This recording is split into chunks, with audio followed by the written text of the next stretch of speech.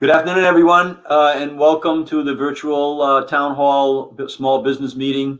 Lieutenant Governor Dan McKee, and thank you all for joining us today. We're going to be going over many things today, kind of give you an update on some of the things that we've worked on since our last broadcast, our last call last Tuesday, and to help the small businesses, as well as some overviews in terms of around the country, the red alert that is going on with closures happening in states around the country. And we want to talk specifically about that. And I'm going to run a video of our friend Caswell Cook, who's with the Musquamacut Business Association, that put out a warning to anybody that's going to the Musquamacut Beach. But I think it applies for the whole state of Rhode Island. We want the economy to remain open and more aggressively find the flexibility to help our small businesses survive during this time frame. So I wanted to let you know that last week we had talked about, we had a press conference before laying out a plan, asking the governor, talking about a petition that we have at rismallbusiness.org/petition, still available. Go and sign it. The governor will be announcing a plan tomorrow to help small businesses. We'll evaluate after we hear what is said in terms of whether it's enough or not. But in the meantime, we also had another press event on Friday with a handful of the businesses that have been on this broadcast and others that have handed the petition directly to the State House through our Capitol Police to be delivered to the governor, asking for the governor to appropriate $125 million of the COVID-19 federal funds, which is allowable, and in the guidelines, it actually guides us to help our small businesses, and states around the country and governors around the country are doing it. We've been slow to get that done. We've used the story that we wanted to reserve dollars to fill the budget. We've already clarified that you no longer can use those dollars in the guidelines. You can't use dollars to restore revenues that are lost to apply towards expenditures in state budgets. Can't do it. So tomorrow we'll hear what's going on. We sent besides the press conference, we sent to press a letter to. There was a meeting last night with the Commerce Advocacy Advisory Committee. I contacted a handful of people who are on that committee and really outlined some of the details of an outline that makes sense. And I want to just share that with you today. They had a meeting last night. We still don't know exactly what's going on. We'll find out more tomorrow. But the idea is our ask, basically in simple terms, $125 million. That's 10% of the $1.25 billion that's allocated to go to small business grants. That's an allowable use. I'll repeat that. Helping more than 10,000 small businesses in the state of Rhode Island. Having the dollars distributed, make sure that all 39 cities and towns receive the benefit of those dollars. So distribute the dollars and apply those dollars based on a population percentage. So if you got 3% of the population, your community gets 3% of the funds. Distribute it to the small businesses with 50 or less employees that have shown at least a 30% reduction in loss of revenue. Those are all the ideas that we've put in place. Put a 10% bonus in on qualifying businesses that have to be minority business, women-owned businesses, so that you're actually paying attention there as well. And get those monies out. Certainly either the state can distribute those, but I also believe that municipal leaders are in a position, uniquely positioned, to get those dollars out as quickly as we can. That $125 million, if it's sitting on the shelf for another 2, 3, 4, 5, 6 weeks, that means that every day businesses are closing.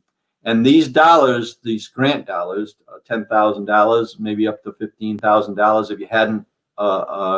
if you didn't qualify for the PPP, put a bonus in there for those businesses as well, and do it based on the number of employees they have, just like the EIDL loans did, just like the SBA did. So this can be done. It can be done quickly, effectively. Put the money out. And you're buying time for the small businesses. That's the most important message I can deliver today. It's cash, credit, and time. And the economy, when it comes back and we get a vaccine, the businesses that are left standing are going to do okay. The businesses who closed because they couldn't buy enough time, because they didn't have enough cash, they are never going to come back again. And I've talked to bankers this week, businesses who are forced to close because of the virus and then never reopen again, or reopen and can't make it because they don't have enough cash. Their credit ratings are going to go down the tubes. And when they try to reapply, whether it's for a home or whether it's for a business loan, that's going to be held against them. So we need to fight for many ways for these businesses, the families that are depending on the businesses, which is the employees, and also the vendors that depend on those businesses for their business as well. So 125 million, that's the ask. Get to at least 10,000 businesses, distribute it based on population percentages, so the entire state benefits from those dollars, and get the money out as fast as you can, so that businesses who are potentially going to close, or who don't have enough dollars to pay the next rent check or the utility bill, have those dollars and they buy some time. So that's one of the pieces that we're still working on. We're going to continue to work on behalf of the small businesses, and then we'll respond to what the governor says tomorrow. But it's got to do like four things. It's got to be $125 million. It's got to go out to 10,000 businesses or more. It's got to be easily accessible. That means don't make it difficult to access the dollars. The small businesses need the dollars. And then make it flexible in terms, if they can use it, they should use it for business expenses and only business expenses. But let's give them the flexibility to spend those dollars in the way that those small businesses know they need to spend it, and not require them to spend it in a way that potentially will eliminate many, many businesses. The last thing we want to do is to distribute those dollars in a way that is selective, and you're really choosing winners and losers by saying, some businesses aren't going to make it, so don't give them the check. That's the idea, is to buy them time. So that's the one thing. The other thing that I wanted to talk about, I'm sure that Mark Haywood, when he comes on, and we're going to have him on in a couple minutes, I want to hear his update too, because I know that he's struggling on the federal level to do exactly what I'm trying to do here on the state level. But we got to pay attention. And I'm going to play a video shortly, but I want to set it up. There's a second wave of shutdowns that are arrived. And here's where businesses are closing. And we don't want that to happen here in Rhode Island. California, dine-in service and restaurants, no, shut down. They've suspended bars, movie theaters, zoos, museums. They've been closed. Texas, they've abbreviated the restaurants and rolled that back in terms of, and they're going to have more considerations as well. Florida, the same thing. The bars have been closed. They've been ordered closed. So, and the list goes on. Arizona's doing things that are rolling it back. Michigan is as well. The counties, Miami-Dade County's doing it. And there's places all over the country that are shutting their economy down because they're not paying attention to the basic things that the governor and Dr. Scott have been talking about, right? Wash your hands, wear your mask, keep your social distancing. Those are primary things. Stay out of the crowds.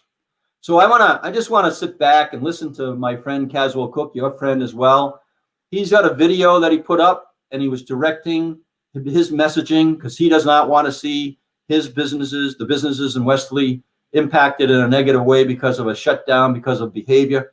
So just sit back. It's about a 5-minute tape, but I think it's well worth seeing. And it's gone viral. There's over 450,000 hits on this one message. So if we could play it, then we'll sit back and listen and enjoy and listen good. Hey, everybody. My name is Caswell Cook, and I'm the Executive Director of the Mesquamaket Business Association. I'm also on the Westerly Town Council. For the last 20 years, we have had the Mesquamaket Business Association in effect, and some of the things we do, we are the group that has all the businesses together under one umbrella. So Patty's, the Andrea, the Windjammer, Two Little Fish, Purple Ape, the hotels, we're all in the same association. We're not the State Beach, although we communicate with the State Beach all the time. We're the group that puts on the drive-in movies, the spring and fall festival, things like that. And we also have a road crew that is paid for by the businesses, not by the town, that drives around in that ATV and picks up the trash that's on the side of the street, sweep the sidewalks, things like that. Today we were called out, our beach, by name at the governor's press conference. And that concerns me.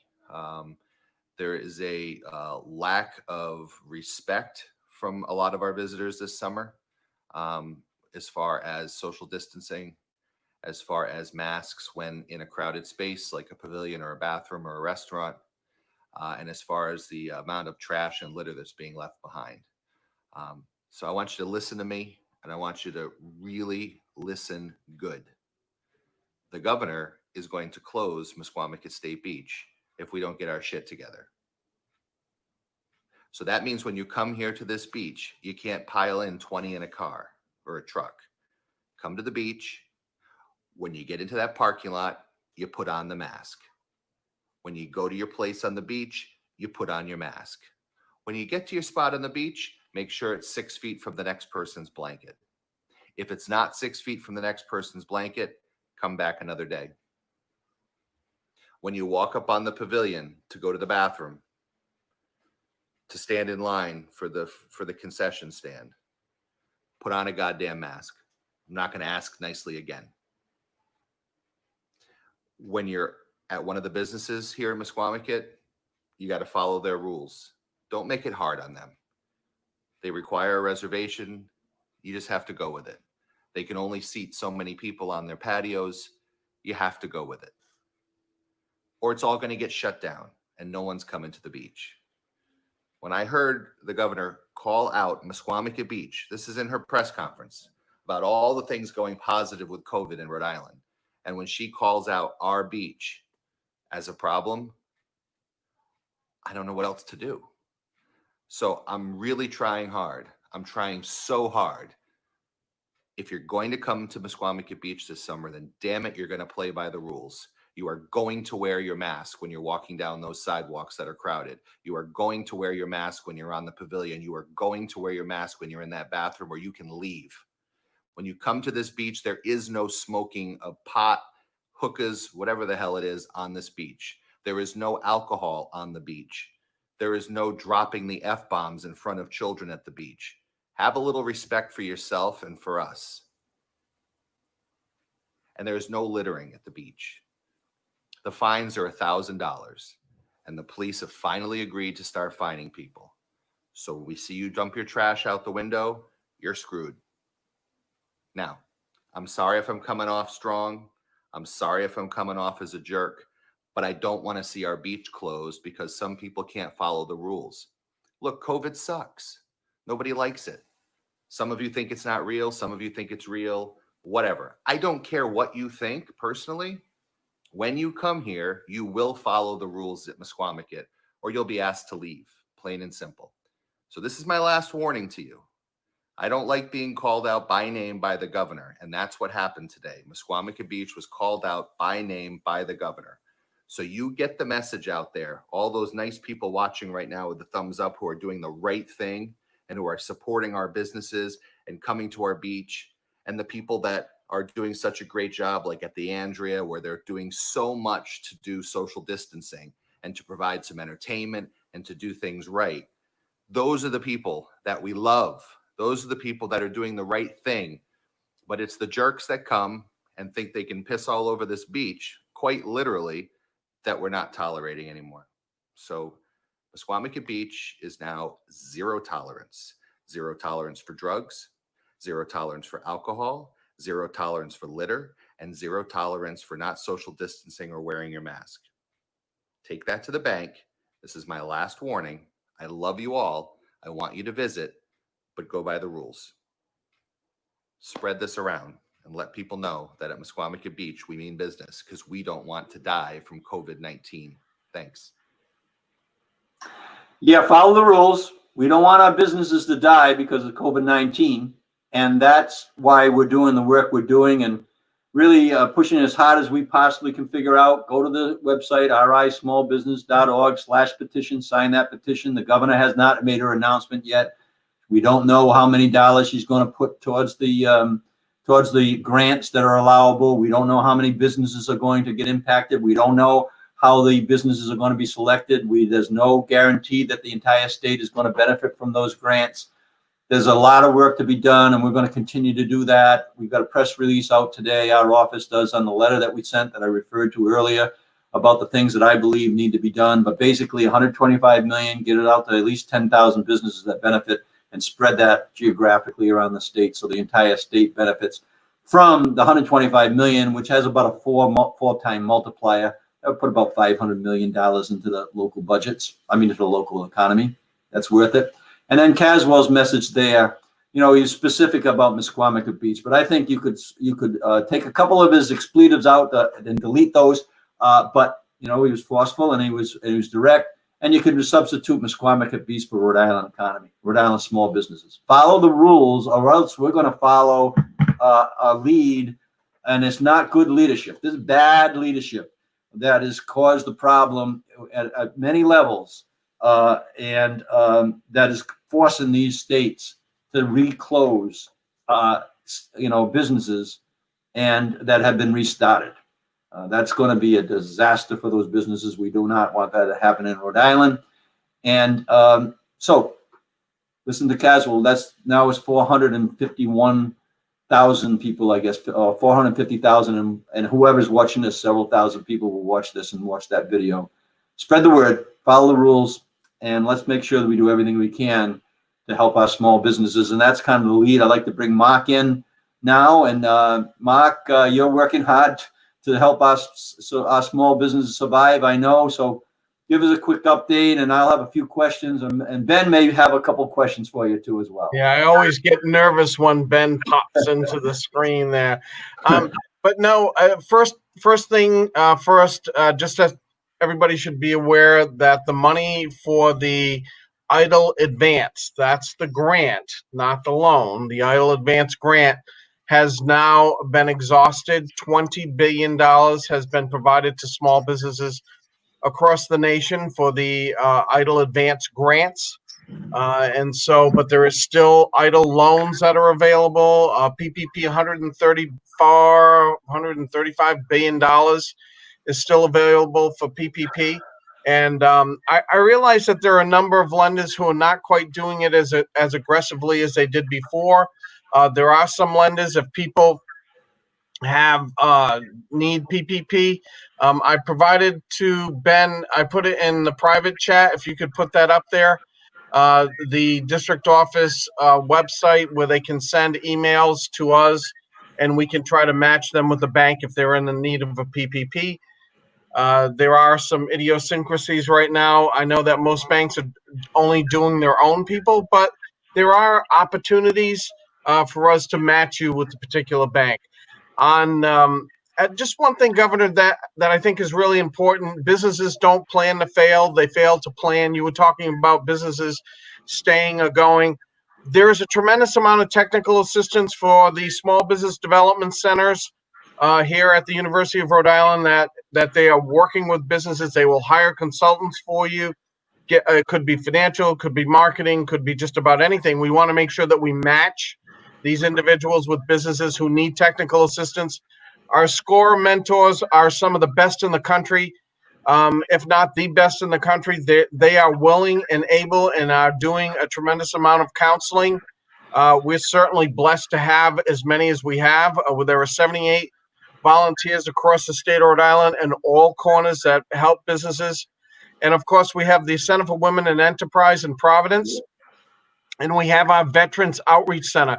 So technical assistance really is a valuable tool for everybody, and we just recommend that they reach out to us, and we'll be happy to hook them up with the necessary technical assistance partner.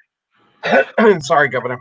Yeah, so I mean that's really important, Mark. And again, small businesses in particular are resilient, but they also make sure that we put the responsibility on their shoulders in many cases. They should be seeking out this help, this advice, and its guidance. It's there available, and you should be contacting Mark's office or our office to make sure you get directed that way. Take advantage of this, especially in this time frame when we're all all the small businesses out there, Mark, are struggling to survive, and every little bit helps, and they're working harder than ever for less, right? And they got to do it. Otherwise, you're going to fall into a space where, if they fall off the cliff, they're not getting back. They're not climbing up that cliff for a while. Yeah, we want to prevent them from falling off, Governor. I think that's really the critical element here is to continue to work with them. We know that there are people on the brink, but and that's where technical assistance really is an asset to the small business community. Let somebody else help you get through this. There's a lot of people who are in the same position you are, but we can definitely help people get through this. And the counselors that we have are second to none. I really do believe that.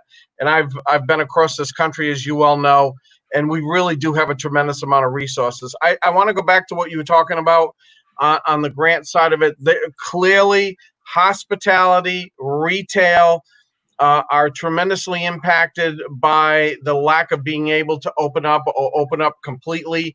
The grants that you've proposed certainly would be a tremendous asset to those particular businesses. I hear from them every day of the week. So we would encourage the governor to look seriously at the recommendations that you provided. And I'm more than happy to work with the governor and with you, Lieutenant Governor, on anything as it relates to the business community. We want to make sure that we shore up our business community. One other thing is we have said there are a lot of people who actually need capital. And if you get an SBA guaranteed loan now, the SBA pays the first 6 months of that loan. People in need of working capital, they want to go a little bit beyond where they are right now. There are opportunities. So if you need additional working capital and you're struggling in certain areas, let us get technical assistance. Let's work with your lenders so that we can get you the capital that you need and get to that next step. And I hope that those elements are important to you, Governor, as well. Well, they are, and I talked to two businesses down in Narragansett that have me in the restaurant business, and we were talking about that very thing, and your name came up, and I said, you need to call Mark. I hope it wasn't in vain. No, it wasn't in vain, Mark. Trust me, the small business community. I'm either visiting like this virtually or now actually out. I was at a Westerly Rotary Club meeting last night. They all social distance. They had 15, 17 people. There was probably 9, 10 small businesses that I know, and they were very appreciative of the work that you are doing, our office is doing, and DLT coming on, DABR. They could not be more thankful, but we need to make sure that they take advantage of the things that you're talking about. Otherwise, you're going to have too many failures.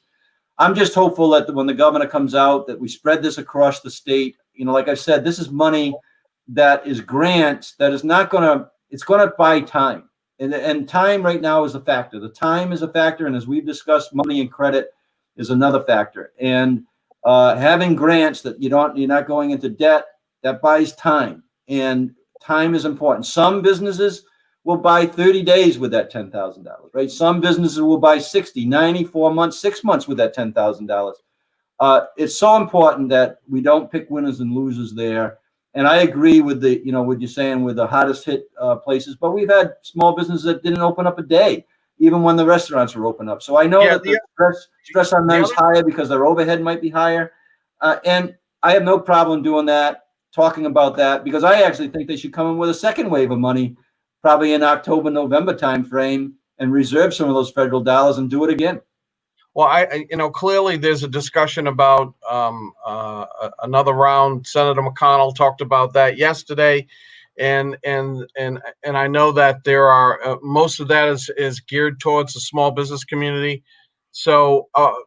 Whether or not that actually comes about, I think it's important for us from a state perspective to look at where are the holes right now and where can we plug the holes and where can we help people get to that next plateau. Clearly, everybody's working on the same from the same hymnal, and hopefully we'll be able to do that. Governor, it's not. These are difficult times. We understand that. I failed to mention the fact that gyms and spas and those kind of facilities are very hard hit as well. We're looking to help as many people as we possibly can. Yeah, and that's again to be repetitive. The governor's going to come out with something tomorrow. We're going to keep a very close eye on it. I hope that what I want to know is how much went out for grants. Were they easy to access?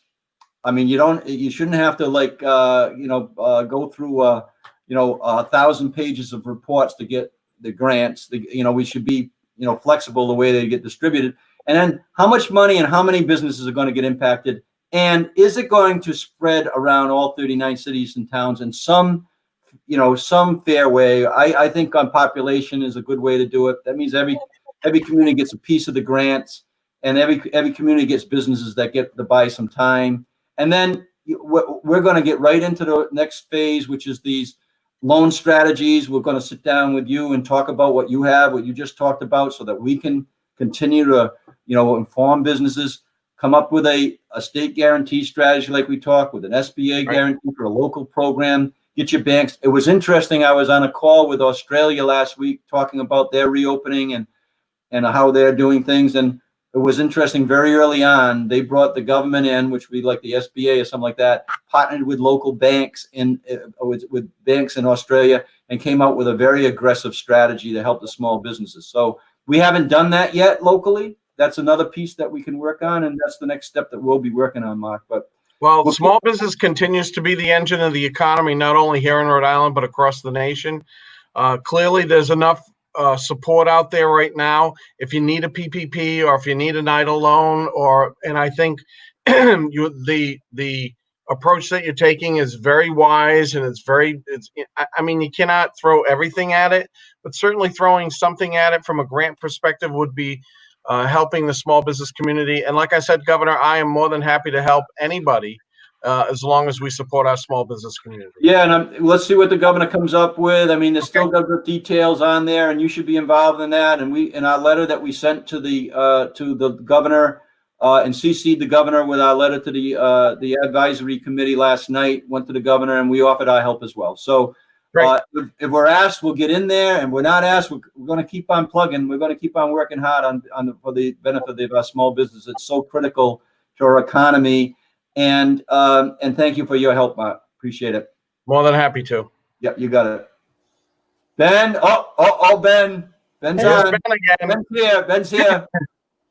Hey, Mark. Ben? So I have some questions for you. Number one, how will the SBA be able to partner with the small businesses when this $10 million becomes available? Can they outline some examples? What $10 million are we talking about? That's a good question. If that person would like to follow up on that question. Yeah, because I'm not sure. I think what the governor, what were you proposing for the state? The state to come up with 125 million of the 1.25 billion, and to distribute that to 10,000 companies at a base of around $10,000 each. So I just want to clarify that. I mean, clearly, I think from a grant perspective, I mean, we can help the state identify those businesses, the kind of things that should be looked at, things that we're not financing, or things that can bridge that particular gap. The one thing that the governor and I have talked about is, for example, restaurants. Restaurants are indoor facilities. They're not made to be outdoors, but all of a sudden the restaurants, in order to survive, have to create seating outside. I know restaurateurs that have spent $10,000, $20,000, $30,000 in just buying equipment just for outside. If we can help defray some of those costs, if we can help defray rents or other things through a grant process, I think any of that, Ben, would certainly be helpful to the business community. Is there a cost to businesses for technical assistance? No. Everything that I talked about with the governor prior to this, the Small Business Development Center, SCORE, the Women's Center, and the Veterans Outreach Center, those are all free services. Those are paid for in U.S. taxpayer dollars. They're grantees. And through the CARES Act, all of them were given additional funds. So there is plenty of money here in the state of Rhode Island to help businesses from a technical assistance standpoint. If they need help, if you could put that address up again, just have them reach out to the SBA, and we will certainly put them in touch with the necessary people. Absolutely. I'm not sure if this is a question for you or not. Can we talk about the reduction in workforce during this reopening? Most businesses I've talked to don't have enough help in general. What does a business do when they're trying to reopen but they can't because their employees aren't coming back or whatever it may be? Yeah, I mean, this is an issue that I think we've all talked about. As much as we want to see people taken care of, I think Congressman Cicilline, Governor, on one of your sessions said that this was never made to be a profitable venture. And I think that we're stuck between the $600 and extra relief and just to bring people to whole back to their salaries, what they were before. I think that's really important. And that's really what the small business community is talking about. And every venue that I've been in, that has been an issue. I've personally talked to all 4 members of our congressional delegation about how we need to incentivize people to come back to work. We don't want to penalize people, but we also don't want to provide a mechanism by which I can make more money at home, and I've heard that from people than I can from going back to work. So we need to get people back into the workforce, and if there is a happy medium somewhere, that would be great. Yeah, I agree with that, Mark. I mean, we've had some businesses on early that talked about that $600 bonus creating a difficulty for either them to ask them to come back or to have them come back. And one of the proposals was, just shift the $600 into the business in a form so that they're making the same. It's the same. It's pretty less dollars federally that go out because they make more money, and then they won't get the 600, but maybe they get 300, and then the net is the same. Right. It would be very good to put some creative thinking into that. But that $600 bonus is ending at the end of the month, I believe, right? And I don't think it's being restored at the moment. So. I know the Senate is talking about giving a bonus to come back to work. There you go. That's what we should be doing. And then we got to make sure that, as Caswell said, so well, follow the rules. We don't want to get back into a spot where we got to close down again or something like that, right? I agree. Yeah, there you go. Mark, thank you. We'll catch you. Great to see you. You bet. Right back at you. Hi, Liz. Hello How are there. ya? Good to see you. Caswell, were you on with Caswell's tape? Yes, I did. Yes, I was. I was thinking of you as when I said this morning, put Caswell tape up there because that message has got to be really strong and loud. And then when I started to talk about the states that are, closing down again, this is a bad thing for the economy, a very bad thing for the small businesses and the work that you're trying to do, right? Yeah. So, I have to tell you that when he was, I got some echo, I guess. When he was speaking, I can't help but tell you that I texted to Ben. I said, so funny. This is sort of what I was planning on talking about because the volume of complaints that we're getting about people not wearing their masks right, as well as rude customers, is increasing significantly. So I'm coming on to do a little show and tell. So this is my mask, and it covers my mouth, and it covers my nose. This is not the way to wear a mask. I can't tell you how many people wear it like this, or how many people wear it like this, or they feel like because it's kind of covering their mouth that they're doing okay. This is not acceptable, and we are going to start dinging businesses for their employees not wearing it properly because the mask usage for employees has always been high, but the amount of times that they wear it down here or wear it like this is increasing tremendously. It's got to cover everything. And I'll tell you, you just got to find one that works for you, right? It's like a fashion thing almost, right? You have to do a little shopping, find what works for you, and that's the one that you want to use because when you find one where you can breathe and talk in it, it's not so bad and it doesn't bother you anymore. So experiment, work with your employees, try to get them a mask that works for them, but you got to wear the mask right because the volume of people who are calling saying that I want to XYZ business and the employee had their mask here or here, we're getting 100 a day of those, right? So please, please, please work with your employees to wear the mask properly. I know that they're not comfortable, but that's because you have the wrong mask. So work to find the right mask for your employees, and then it's really not so bad. That said, I'd like to take off of what Caswell said and about people being jerks. Don't be a jerk, be nice, right? So part of that is creating a culture of compliance, right? So I've had a lot of conversations probably in the last few days, last week, with business owners who are saying, these customers are just not listening. And I get it. It's true, right? Like it's about 10% is what we're finding. And that shows in our data too, 10% of people who are just, I don't know, they're trying to prove a point about being jerks, right? So what I try to talk a lot about is having staff who are super friendly, or creating an ambassador type position where you have somebody who's walking around trying to be lighthearted and be fun. If you're not that kind of establishment, then you should feel free to have employees who walk around and say things like, hey, pull it up, like pull up your mask so that you need to have your mask on.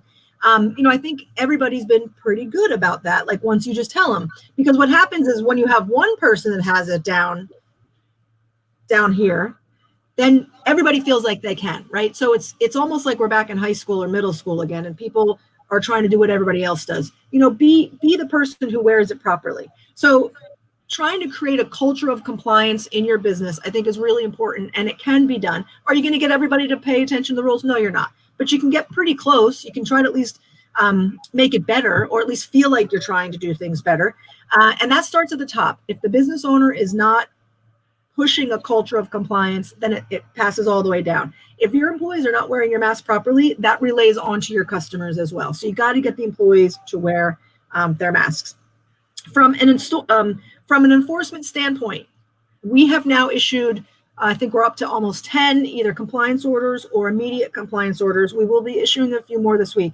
I have to tell you, there's a big difference between a compliance order when you have a business owner who's trying, or they got one thing better, but they need to get another thing better, and they're just having a hard time. We are willing to work with them. We try to train, we try to educate, this versus the person who says, I don't care who you are or what you have to say, we're not going to comply, right? Those usually result in the immediate compliance orders if somebody's not willing to try to work with us. So if you're sensing that you're doing the rules properly, but nobody else is following them, because we hear a lot about that, know that we have done, we're on our way to almost 7,000 inspections at this point. And again, it's really only about 10% of businesses are really not doing a great job. It's anywhere between 50 and 60 are doing things almost perfectly.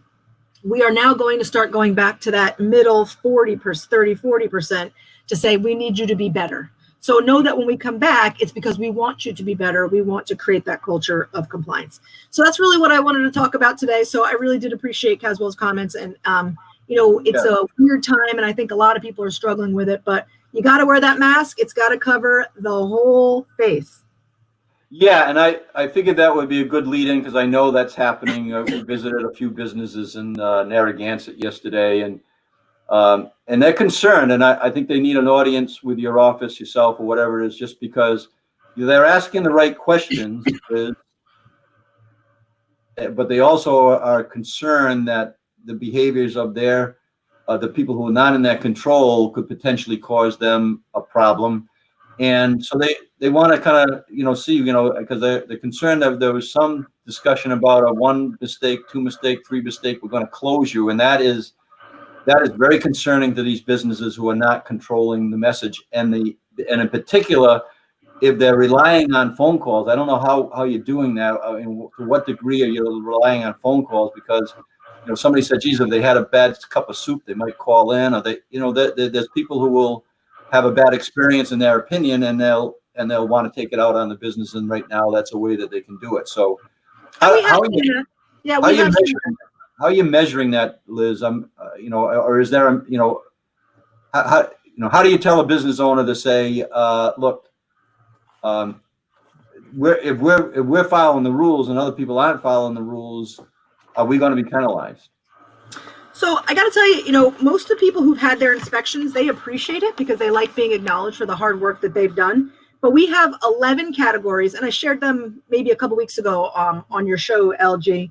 And it's pretty black and white. We can measure compliance with the employees wearing masks. And I'll give you an example of something, when things are what we call egregious, that results in a far quicker, whether it's a fine or a compliance order or immediate compliance order. So for example, if you're an employer and you are not even giving masks to your employees, that would be considered egregious, right? So that's a serious problem that you're not even giving it to them. But if they're wearing it improperly, we just really want you to get them to wear the mask properly, right? But then there's a whole list of other things that we go through. So we work with them. This is not about, again, I say this all the time, this is not a money-making adventure, right? Like, we're trying to try to get people to comply and to do the right things. So when we go in, we talk about each of the things, ways to improve. Do you have a plan? Do you have a point of contact? Is the distancing right? Do you have hand sanitizer or public restrooms available? Do you have are you screening your employees before they come in as well as your customers? That could be used with signage. It really depends a lot on your type of business.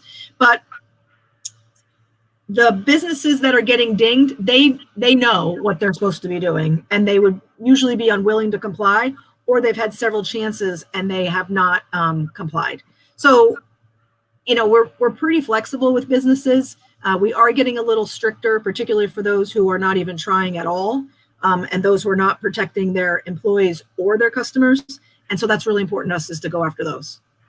Yeah, so with some of these businesses who are making their dollars in a 10-week time frame, but then they carry those dollars, and I know that because we were in a seasonal business as well, in the fitness business. So a good portion of a fitness's income, although it's a little different today than it was 15, 20 years ago, but good portion is in that colder weather, and then they use those dollars to bring them through the warmer weather. So they're concerned because they're not they're not making enough to see, and this is part of the discussion I had earlier on and we're having with the governor's office, and in a way that I think is important in terms of the grants, but they're not seeing, just for your point of view, and heck, you've helped businesses in your private practice and as well as now. I know that you understand that, but I think people need to understand, we've got to keep these businesses open. And, Caswell's messages and Liz's messages are critically important, because if the revenues in these businesses especially during the time frame when they need they make the most revenue, if they're not maximizing, even if they're at 50% capacity, whatever it is, they're not going to have enough money 4 months from now, 5 months from now, 6 months from now to see the next season. So we got to really make sure that that's there. And I've got a couple of businesses that'll be contacting your office, Liz. If you can talk to them, fine. If you need to have somebody in your office talk to them, that's great. But I think that discussion point is so important right now as well, because if they're saying, "Oh my God, I'm hearing that, and now I'm feeling as though that I'm being nitpicked to death," and that's not the case, then that discussion is very important right now, because I think that those businesses, if they feel as though that it makes sense, and as I said, I pointed this out to them, you don't want to go here. If they feel as though that they're a partner in this thing, they're going to be very supportive. And if they feel as though they're following the rules, right, to the degree that they have under control, as you said, with the mask and the distancing and that type of thing, they don't want to be penalized by somebody's behavior or somebody's report that is maybe, the ulterior motive there might not be pure, right? So, but anyways, I know that you're doing that. And you have anything else to say at all that you think is important? Oh, Ben might have a question for you. I don't know. Oh, Ben's on the screen. Uh-oh. The world stops. Ben's on the screen. What's going on, Ben? I have too much power, and I don't have any power whatsoever. Hey, Liz, how are you? Hi, Ben. I have one question. Are inspections public info, i.e. if a biz failed or needs to improve or passed, is that public information? So on the DBR website, which is dbr.ri.gov, Shay, if you can put that up, I think she just may have had it up. You can see where there's been a compliance order or an immediate compliance order. We have not issued any fines to anyone. Interestingly enough, there's a lot of people who say, "Oh my gosh, I heard that this restaurant got like 5 fines." Nobody's gotten a fine yet. It is our intention to fine, but we haven't found anybody who qualifies for it. That's a great example of, we're only going after the businesses that really need to comply. Again, this is not a money-making venture. It's meant to get business to comply. And for the most part, they do. They come around to understanding, what needs to happen. So we do have those businesses who have had a hard time complying, whether it be intentional or unintentional, on the website. We will put our fines up there as well. It is not our intention to put all 7,000 inspections up there. Part of that is because there's 7,000 of them, but part of it is also because there are some businesses who will then request inspections, which is fine by us, but we're afraid we're going to be overwhelmed. So if somebody's not on, plus I did say that we have focused our energies on the 10% that have problem versus that 40% who could use some improvement. And we're going to be going back to focus on those as well. Thank you so much, Liz. Have a good week. Thanks, Liz. We'll talk to you. Thank you so much. You got it. Contact Liz's office if you have a question on the DBR. Call our office at 401-272-23. What is it? 2371 now. I'm getting I'm confused on my own number, but 222-2371. So yeah, give us a call if you need to get directed that way. Of course, a DLT. Matt is on a well-deserved vacation this week, and he'll be back next week. But again, if you have any questions that has to do with unemployment or anything that's happening at the Department of Labor and Training, you can email us at ltgov20@gmail.com, and we'll follow up with that. We've already arranged to make sure that we have contact people in the DLT office that can do the work that Matt has been doing. That office has been doing some really yeoman's work, and they'll continue to do it. Contact us if you need help there. Now I'd like to bring on our crew, our three amigos, my three friends. If they're here, they'll bring them on with Chris and Lori. And I don't know whether Justin's with us or not, but if not, we'll just kind of give an update on where we are, and the work is increasing. The workload's increasing, Chris, a little bit, don't you think? Certainly, and it's definitely been worth it because with you and the whole coalition, we've done a great job of putting the needs of the small businesses front and center, and obviously the media has done a great job covering this story and making sure that our voice has been heard. So as everyone probably knows, we launched the petition. We had the press conference last Tuesday. And then on Friday, as the Lieutenant Governor mentioned, we delivered that petition to the Capitol Police, to the governor's office. And Lieutenant Governor, you mentioned that you laid out the plan. I don't know if you want to kind of reiterate that plan, but from the Small Business Coalition pilot, 10% is the minimum. The 10% is the minimum, as Chris and Laurie have said over and over again. Look, we want to do a minimum of 10,000 businesses, right? Again, the money is buys time. Businesses, they need the time. So 10,000 to grant at this point in time would be a major deal for these companies. So in essence, it's a minimum of a 125 million, which is 10% of the 1.25 billion. Getting it out to at least 10,000 businesses. I want to see. My recommendation is that it goes statewide geographically, so that if you distribute the dollars into every community based on a metric that I'm saying, we'll use a population metric, put a small bonus in there, a bonus of some sort for minority, women-owned businesses that are, have more hurdles to jump in many cases than other businesses. But distribute it out directly, have some guidelines in terms of make sure that it wasn't businesses that actually benefited through this COVID-19. There are businesses that have benefited. Those dollars don't belong there. At the Wesley Rotary Club yesterday, Laurie and Chris, there was many businesses there. And I had a number of businesses, at least 2 or 3 of the businesses that were represented there got up and said, look, we're doing okay. One of them was in the liquor business. We're doing okay. So we think those dollars should just get distributed to the businesses that are not doing okay. So that's basically, we've kept it real simple. And I think the simpler that we keep it, the better. And hopefully, we'll see what the governor says tomorrow. But I have my concerns. And it's, the small business grant program should stand on its own. It shouldn't be part of a, affordable housing plan. It shouldn't be a part of another plan that has to do with job training. This is actually to retain jobs that are there. So if you want to train people that are currently in the business we save, right, Laurie? I mean, that's one of your big things is save these businesses. Well, and I think that the businesses that were open pre-COVID, we have to trust those businesses to do the right thing, to receive the money and make the decisions that they've already been making on behalf of their businesses and the families that they support there. And so what the state is doing right now is saying, or the governor's office is saying, like, we'll get to decide for you and we'll be in charge. But we have thousands of businesses that were operating fully before this happened and we're fine. And the fact that this idea of cash, credit, and time, all of that is being spent right now. So we're in this like creation of spend, and it is important for those businesses to begin to receive. I mean, in any person or business, it's always going to be what's going out, what's coming in. And I think that in partnership with the SBA and receiving this grant money, the businesses can really be supported in a good way. Yeah. So, go ahead, Chris.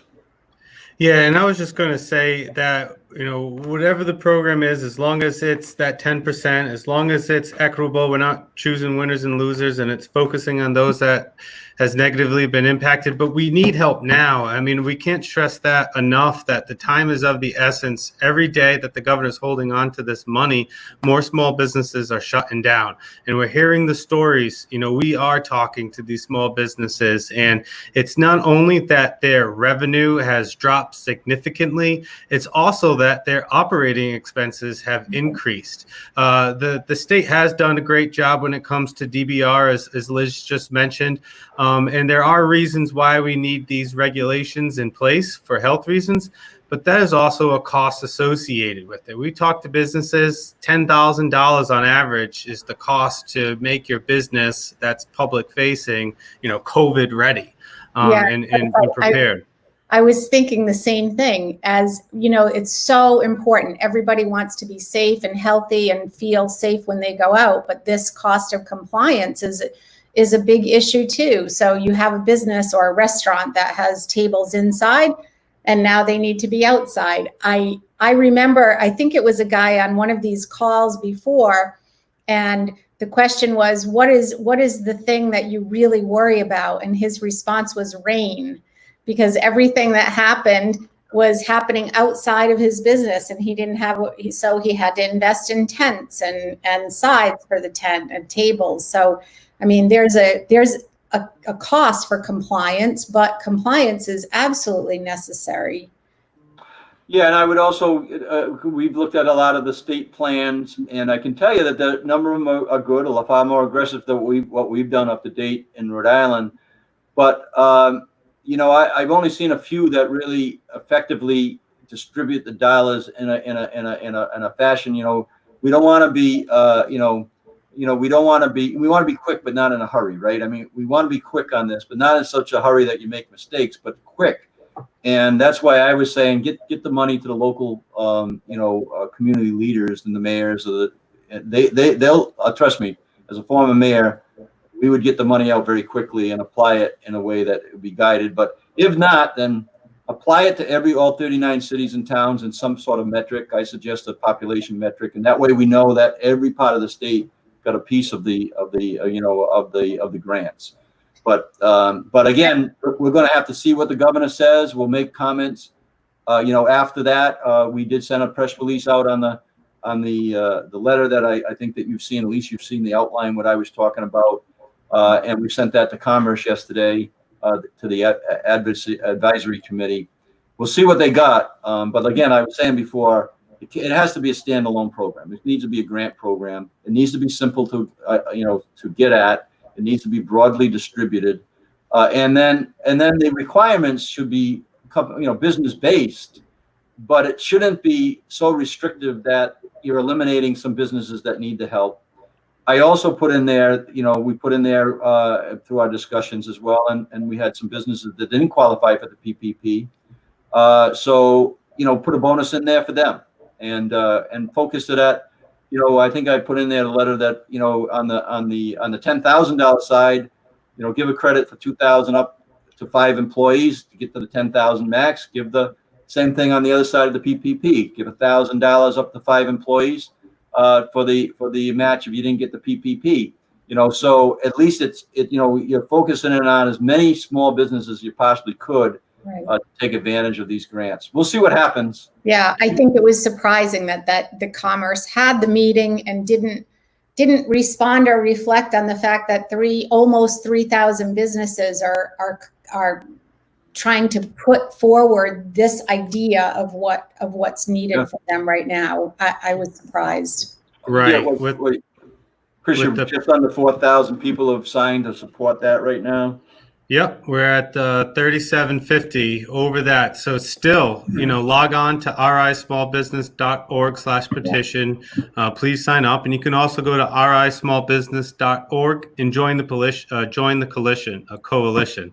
We have thousands of businesses in the coalition right now. We're going to continue to hear from you, listen to you, communicate with you, because the only way that this is just the beginning. We need help, and we need help now. And as the Lieutenant Governor mentioned, this is buying us time, but, the fight is not over. We're going to continue to unite as small businesses here in Rhode Island. We're going to continue to work together and advocate for our needs so that we can not only get over this critical small business crisis that we are enduring right now, but we're also going to work together to make Rhode Island a small business friendly state. So I urge you all to go to rismallbusiness.org, join the coalition, and we'll be working and talking to you all very soon. Yeah, Lori? Yeah. I don't think it's a surprise that or a secret that it's hard to do business, especially for small business in Rhode Island. And so we really want to hear from the businesses around what topics and what issues can small businesses push in the future. But for now, we want to make sure that we're supporting all of our businesses right now. I got a little, this is for Liz. I make I don't have my mask with me, but I could go get it. Just trust me, I got one in every vehicle, and I got one around here. I have all different colors, and they match all my different outfits. But if anybody needs a mask, just let me know. I can sew one for you. Nice. Yeah, well, that's good, Lori. Thank you for your help. We'll be getting together tomorrow and strategizing of how we continue to get our voice heard. And clearly the work that you have done, Chris and Lori and Justin and many of the other businesses that are starting to, work with us, those who showed up at the press conference last week, those who showed up at delivering the petition last week as well, and the thousands of people that are in your networks through your work. That has been very helpful. I can tell you, as I mentioned to Mark Hayward on there, when I was down in Wesley last night, social distance, a Rotary Club, maybe 15 people in a large church hall, 2 people to a big banquet table, and but they were very appreciative of the work that's being done, and they mentioned the coalition, they mentioned the websites, statewide they know about it, and everywhere I go they know about the work we're doing. We just got to keep the momentum going. Yeah, it's good work, and it's honest, and it's out there, and there's so much available. I think it's so important right now that I'm a little frustrated, but